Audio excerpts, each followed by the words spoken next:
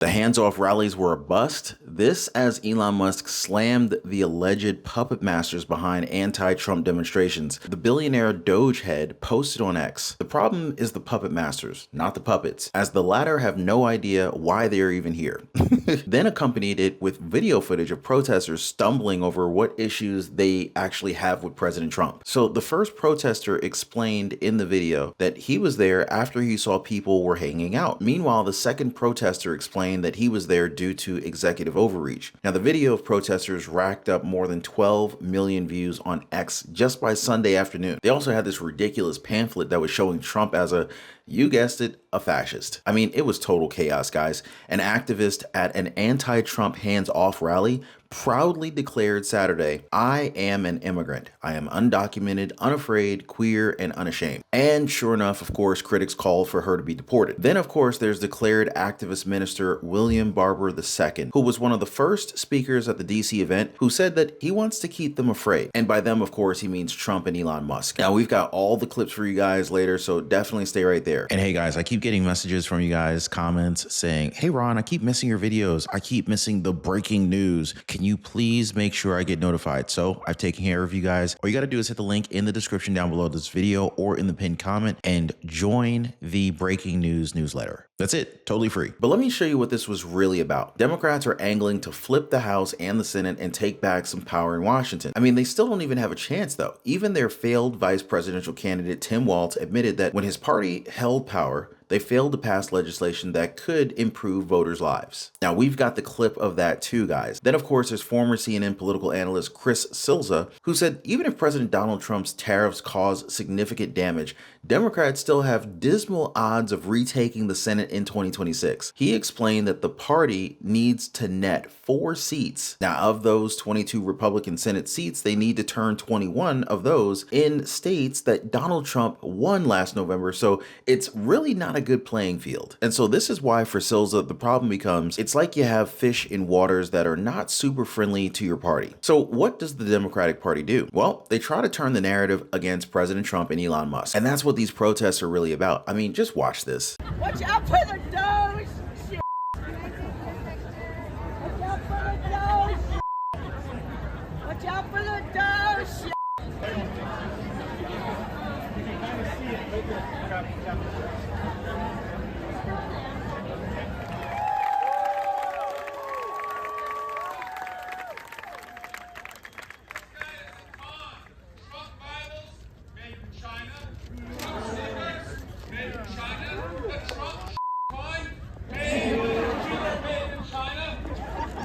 There is a lot of accountability coming and a lot of Democratic power brokers don't like it. And I guess there's no shortage of people who would do anything for a few dollars. Now, if you put that together with the deep pockets of their billionaire donor, George Soros, and you've got anti-Trump protesters struggling to explain why they're even there. I mean, just watch this. So what makes Trump a fascist?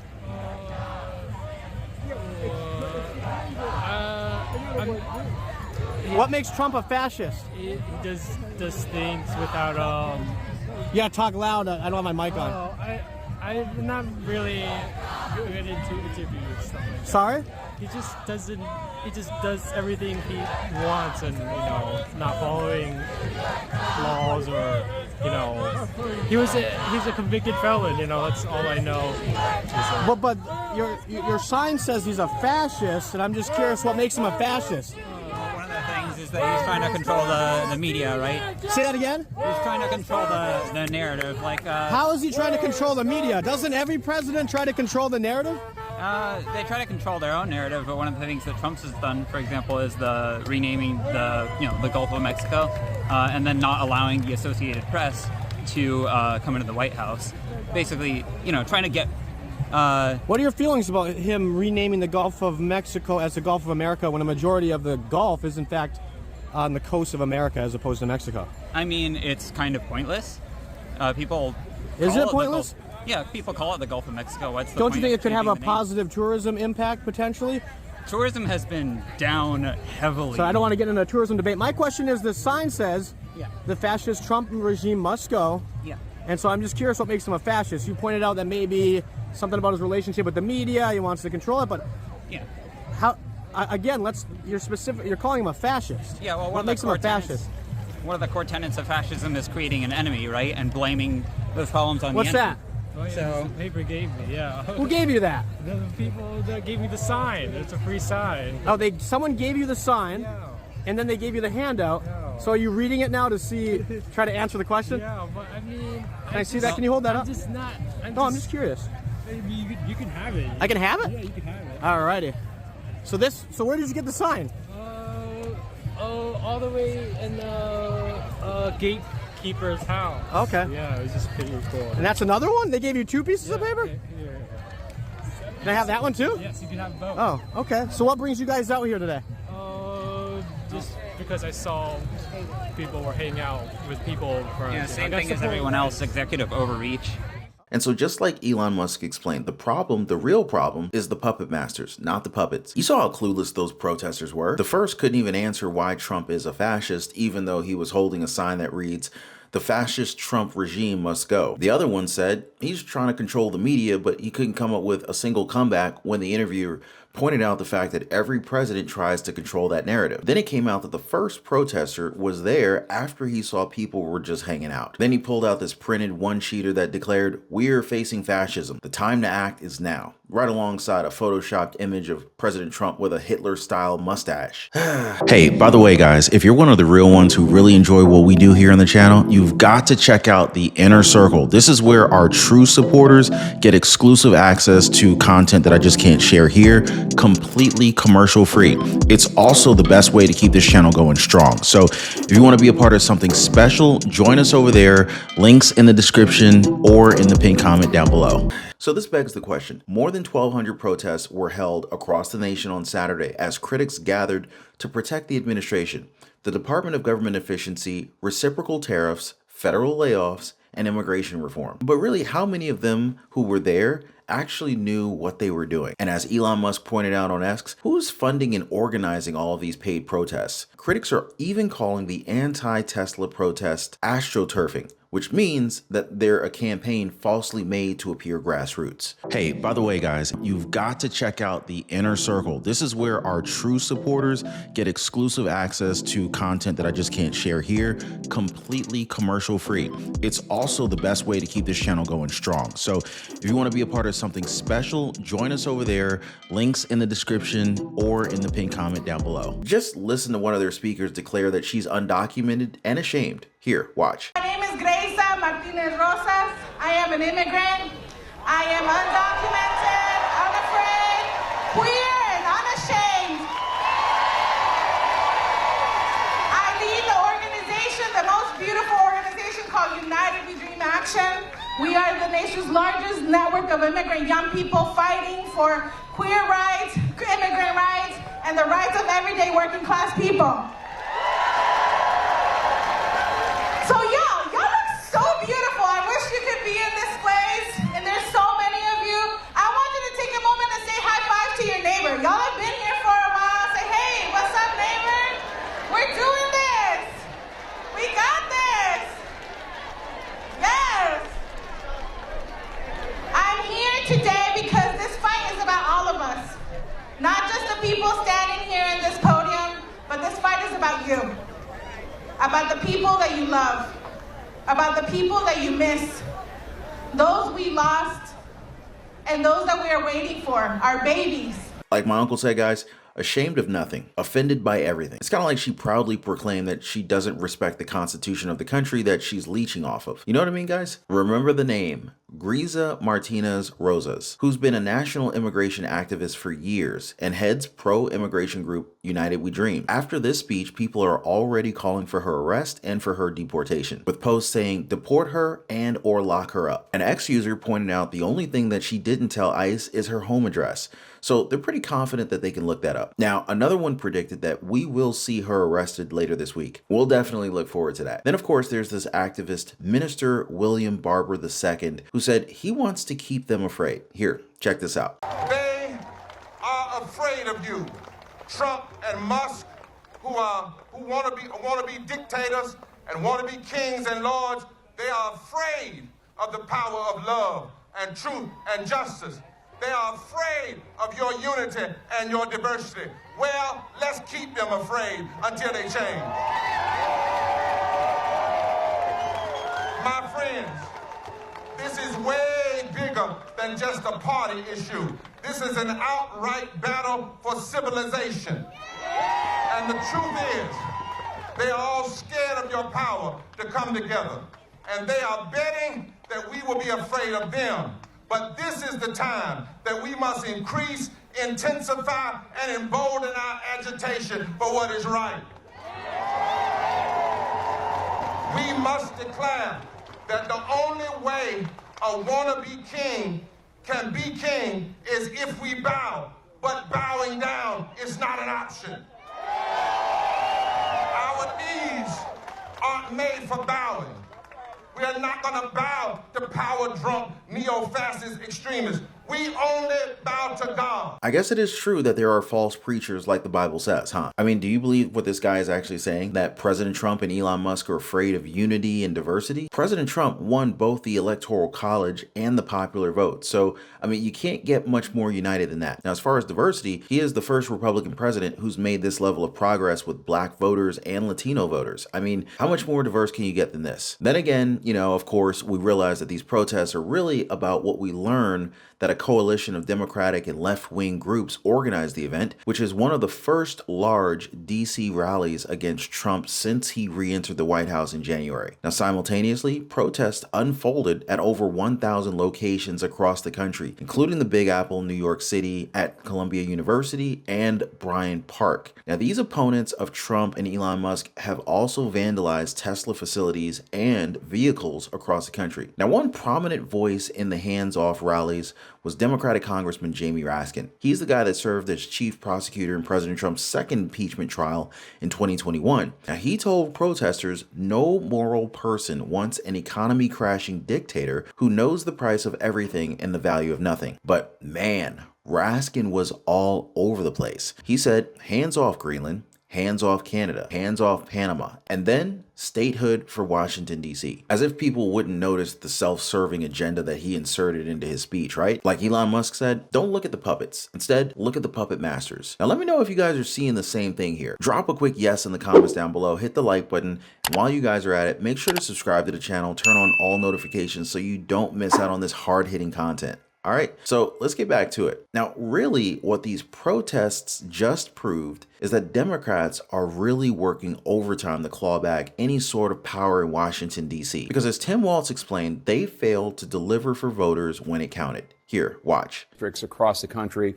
you're saying Democrats need to do a better job of reaching Trump voters. I want to play something you said at an event in Texas last month. We let them define the issue on immigration. We let them define the issue on DEI, and we let them define what woke is. We got ourselves in this mess because we weren't bold enough to stand up and say, you damn right we're proud of these policies. We're going to put them in, and we're going to execute them. I mean, the issues you identified there were immigration, DEI, and woke. You think Democrats' problem was that you just didn't do a good enough job explaining the policies and not that voters simply didn't just reject what you were selling, particularly on immigration, I wonder?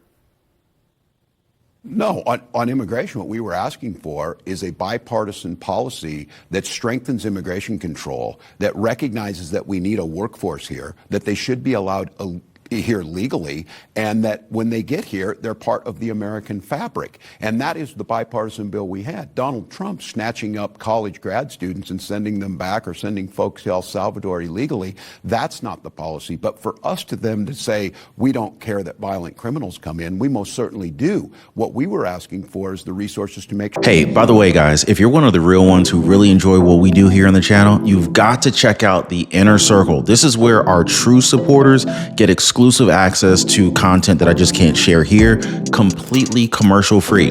It's also the best way to keep this channel going strong. So if you want to be a part of something special, join us over there. Links in the description or in the pinned comment down below. Sure they don't get here. And the same thing with the other policies. It's not a woke policy to provide food for children to get breakfast and lunch, and we get better outcomes from that. They defined things on their terms that weren't true. And what I'm saying is, are we going to turn away from being a country of legal immigration? Are we going to turn away from a country that thinks diversity and making sure that we don't have gaps in income between blacks and whites? Those are policies that have strengthened America. And I think what we allowed ourselves to do is we got timid. And then when we got power, we didn't pass things that improved people's lives. This whole idea, I think the Democratic Party gets theoretical, talk about food insecurity. People are hungry, get them food. People don't have a house. Make sure they have a living wage. That's the point that I'm saying is, Fox News will glorify, he's for DEI. Not your definition of DEI. My definition is rule of law that's fair, that everybody gets an opportunity. And that's the point I think we have to make. Now, look, I'll be first to tell you, Jake, I'm out here doing what I can do. I don't know if I'm the best spokesperson to do it after just losing an election. But what I know is the public, and you saw it across the country this weekend, they're rising up and asking their leadership to do something. So there you go, guys. The failed vice presidential candidate admitted that when his party held power, they failed to pass legislation that could improve voters' lives. He even doubled down on their policies, saying that they've strengthened America, and yet he admits that they allowed themselves to get timid. Walz doesn't seem to be too timid after his failed campaign with Kamala Harris, though. In fact, the former governor of Minnesota reemerged in the media spotlight, launching this town hall tour in March across red districts throughout the country. He's really trying to boost the party ahead of the midterm elections. But Democrats have reached an all-time low favorability rating among voters. In a poll released March 16th, CNN SSRS found the Democratic Party's favorability has dropped to just 29% among voters. This is a 20-point decline since January 2021. The poll also found that 52% of Democratic-aligned adults believe the party's current leadership is taking it in the wrong direction, while over 30% of respondents couldn't name a single Democrat that they felt best reflects the core values of the party. I mean, this is why former CNN political analyst Chris Kaliza, he says that even if President Trump's tariffs massively backfire, Democrats still have dismal odds of retaking the Senate in 2026. Here's a breakdown. If the tariffs backfire as badly as some economists are saying they could, does this offer any path for the Dems to win not just the House, but also the Senate in 2026? Good question. Let me give you the problem first for Democrats vis-a-vis the Senate. So they need to net 4 seats, okay? Because J.D. Vance is the vice president of the Senate, breaks ties. So you got to have a clear majority if you're Democrats. You got to have 51 seats. There are 22 Republican seats up to 13 Democratic seats. Of those 22, 21 of them are in states that Donald Trump won last November. So it's not a great playing field. The only one that's in a state Kamala Harris won is in Maine, Susan Collins, and she's going to be a huge target. So the problem becomes, it's like you have to fish in waters that are not super friendly to your party. So like one example, North Carolina, Tom Tillis is running. I could see that being a real race because I think Roy Cooper, the popular former Democratic governor, is probably going to run. So I think that that's a race. It is a state Trump won, but that's a real race. It starts to get dicier after that. Remember, they need 4. So let's assume they don't lose any of their own, which, look, Georgia is going to be a big race for Democrats. So is Michigan. Minnesota, New Hampshire, maybe. But Georgia and Michigan are going to be huge, huge races that they'd have to hold. But let's say they hold those 2. So even if they win, even if they beat Susan Collins and Tom Tillis, then I guess the next one would be in Ohio, where John Husted is the appointed senator. Ohio's a tough state, maybe. Okay, that's 3. Now you have to find me another winner out of this group. I'm going to go in alphabetical order. Alaska, Alabama, Arkansas, Florida, Iowa, Idaho, Kansas, Kentucky, Louisiana, Mississippi, Montana, Nebraska, Oklahoma, South Carolina, South Dakota, Tennessee, Texas, West Virginia, and Wyoming. I mean, Iowa's probably the best bet there. Maybe Florida. It's just the map is not great for them. It just isn't for Democrats. And so it's like, could I think of a path? Sure. But man, you got to go through some pretty red states to get there. Okay, He talks kind of fast, so here's my breakdown of his breakdown. Democrats need to pick up 4 seats because since JD Vance is VP, he is the tie-breaking vote in the Senate. So this means that Democrats need a clear majority, 51 seats. The problem is that among the 22 Republican seats in 2026, 21 are in states that Trump won last November. Now, that's a brutal map. In fact, the only one in a state that Biden-Harris actually carried is Maine, Susan Collins' seat. And yeah, she's going to be a big target. Saliza basically said the Democrats are going to have to fish in some very red waters. He did mention North Carolina could be interesting. Thom Tillis is up for re-election, and if Roy Cooper jumps in, that could be a real race, even though it's still a Trump state. But after that, things get a little dicey, very dicey. Like, even if Democrats win in Maine and North Carolina, they still need 2 more, and where are they coming from? Saliza rattled off a bunch of deep red states: Alabama, Arkansas, Kentucky, Texas, Wyoming. You get the idea. Maybe Iowa, maybe Florida, but overall, I mean, he said it straight up, the map is not great. And remember guys, this is all assuming that Democrats don't lose any of their own seats, which is a big ask. Georgia, Michigan, Minnesota, New Hampshire, those are all going to be battlegrounds too. Now, he also said something earlier this year about how the recent retirements of Democratic senators in New Hampshire, Michigan, and Minnesota have already made things way harder for Democrats to claw back in the Senate. So yeah, even with a potential economic mess from the tariffs, Saliza isn't optimistic about the Democrats' chances. He's basically saying, hey, look, it's not impossible,